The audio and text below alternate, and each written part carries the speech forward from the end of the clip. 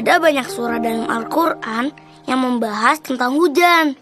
Mulai dari proses turun hujan, manfaat hujan untuk makhluk hidup, semua dijelasin dalam Al-Quran. Masya Allah. Iya ya. Maafin Rara ya Allah. Berkat hujan, padi sawah jadi subur.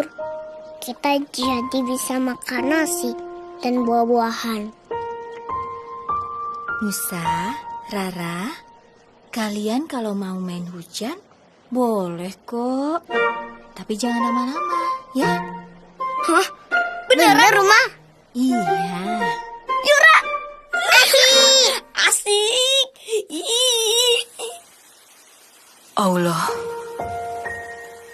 Dialah yang mengirim angin.